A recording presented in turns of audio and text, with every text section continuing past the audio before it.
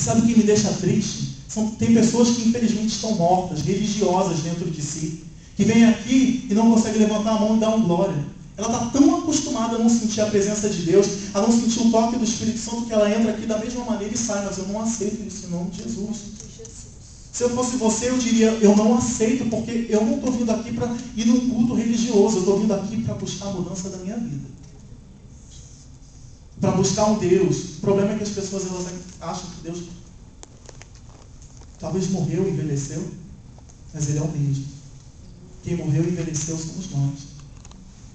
A gente precisa fazer como aquele vento, pedir para Deus soprar o vento e fazer nascer tendões onde está sequíssimo.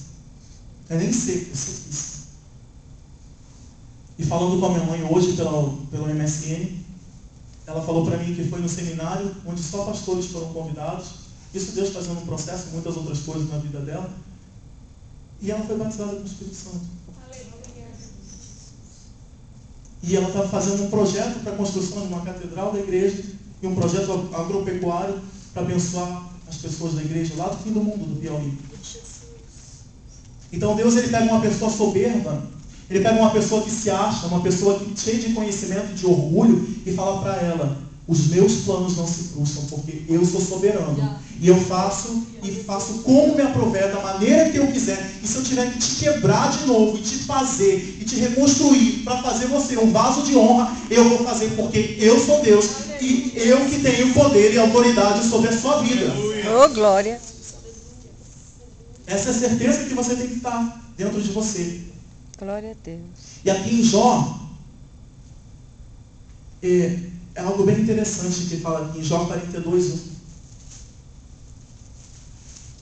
Então respondeu Jó ao Senhor: bem sei que tudo podes, e nenhum dos teus planos pode ser frustrado. É essa certeza que você tem que ter dentro de você. Mas sabe quando você vai ter essa certeza? Quando a gente conhece a Deus. Quando a gente não ouve a Deus, conhece a Deus só de ouvir falar.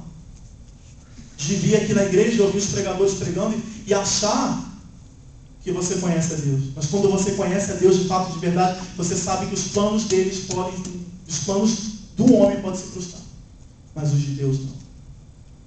Alguém poderia, até eu mesmo poderia olhar para minha mãe com os olhos naturais, como muitas vezes olhei e falei, não tem mais jeito. Mas Deus ele falou, eu prometi desde o início e os meus planos não se frustram. E se eu tiver que quebrar, que mandar para o fim do mundo para fazer a minha vontade, eu vou fazer. Amém. Porque não tem homem que fique de pé diante de mim, porque eu sou Deus. Aleluia. E todo joelho se dobrará e toda língua confessará que Jesus Cristo é o Senhor. Isso é um fato. Se você tem aquele seu parente que diz para você, eu nunca vou para a igreja, eu nunca vou me converter, se preocupa não, que em breve você vai ver ele de joelho orando. Porque esse que é o mais fácil de se converter. Aquele que está lá na prostituição, no roubo. Aquele que está lá no homossexualismo, onde quer que seja. Isso é o mais fácil de se converter. Porque Deus ele tem um plano. E isso não se frustra. Não importa o tempo que passa. Abraão teve que esperar para estar com 100 anos para ter o filho dele, mas aconteceu. E você sabe por que Abraão teve que esperar? Porque Sara com 90 anos teve que ter o filho? Porque aquele era o filho da promessa. E só uma mulher com 90 anos, quando alguém olhasse para Sara, tendo um filho com 90 anos, teria que cair de joelho e reconhecer que Deus é Deus na vida delas. E Deus só faz isso na nossa vida. Ele só faz algo na tua vida para que todas as pessoas olhem e não digam, foi a força do braço, mas eles têm que olhar e dizer, foi Deus que fez na tua vida. É por isso que ele faz, e foi por isso que com 90 anos que ela teve um filho. Porque todo mundo, era impossível, ela já tinha cessado. A Bíblia diz que ela não tinha nem mais relação com o marido dela. Imagine todo mundo olhando para aquilo, deve ter falado assim, poxa, Deus é Deus na tua vida, porque com 90 anos ter um filho é algo inaudito. E aqui diz, pensei que tudo podes, e nenhum dos teus planos pode ser frustrado. Quem é aquele, como disseste, que sem conhecimento encobre o conselho? Na verdade, falei do que não entendi. É assim que a gente faz, quando a gente questiona Deus. Deixa eu fazer uma pergunta para você. Você sabe o que vai acontecer com você amanhã? Não. Você está passando uma dificuldade. Você sabe por que você está passando? Então por que questiona Deus? Se você não sabe. Se é uma coisa que você não entende. Não tem sentido. Você está fazendo uma pergunta tola.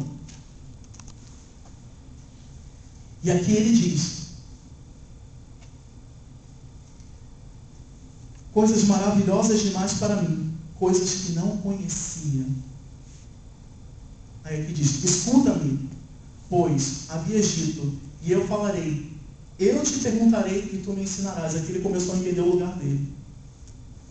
Jó começou finalmente a saber que Deus era Deus e que ele era servo. E que ele não tinha nada para ensinar a Deus. Às vezes a gente acha que a gente tem algo para ensinar para Deus. Que a gente precisa ensinar e facilitar a Deus a fazer as coisas. E ele tem o caminho dele, ele é Deus. Ele não precisa da gente para fazer nada. E aqui Jó começa a reconhecer o lugar dele. E aqui ele fala: eu, aquele homem maravilhoso, íntegro, reto, temente a Deus, que se desvia do mal, que Deus deu testemunho dele, ele fala aqui. Aí você entende o porquê que Deus permitiu que ele passasse tudo aquilo. Eu te conhecia só de ouvir falar, mas agora os meus olhos te veem. Eu te conhecia só de ouvir falar. Quantas pessoas tem na igreja que conhecem a Deus só de ouvir falar? Que não tiveram uma experiência verdadeira com Deus, não sabe o que é ajoelhar e sentir o toque do Espírito Santo. Quantas pessoas frias, sepulcros caiados, por dentro está podre, mas por fora está lindo. Máscaras. E eu fico pensando e fico falando: Senhor, tem misericórdia. Porque o pior de tudo é que essas pessoas religiosas, como diz a Bíblia, como Jesus dizia, vocês põem tanta religiosidade no povo que nem vocês carregam. São pessoas que acham que vão ser salvos. Estão cegas pela religião, cegas pelo costume. Deus, ele não olha para a tua aparência, Deus, ele olha para o teu coração. Qual foi a primeira coisa que Davi que chamou a atenção de Deus? Foi o coração dele. Sabe por quê? Porque Davi estava lá no meio das malhadas, de trás das ovelhas, e as ovelhas malhadas eram aquelas que não tinham valor. Porque as ovelhas brancas as ovelhas que eram de uma só cor, eram as que tinham valor. Mas aquelas que eram malhadas não tinham valor. Para você ver como que ele não tinha valor nenhum diante da família dele, que colocou ele para cuidar das ovelhas malhadas. Ele podia deixar, eu vou deixar o lobo matar, o leão matar. Ele lutava com o leão. Porque aquelas ovelhas eram a vida dele. Era algo que ele tinha certeza de que foi confiado a você. E quantas vezes Deus ele entrega um dom, algo a você, confia algo a você e você despreza. Porque você acha que é pouco. Saiba que se você confiar no pouco, sobre o muito Deus te coloca. E eu fico pensando e vendo, meu Senhor, abre a visão das pessoas. Que elas quebrem esse laço de religiosidade porque a roupa de fulano, porque esse crânio, Deus ele não olha isso. Deus ele olha o coração quebrantado. Deus ele olha para aquele que tem vontade de servir e adorar em espírito e em verdade. Aquele que fala: Senhor, eis aqui a minha vida. Conta comigo. E eu posso dizer para você que conhecer a Deus intimamente é extremamente necessário. Não basta vir aqui levantar as mãos, louvar, ler a Bíblia e sair daqui da mesma maneira.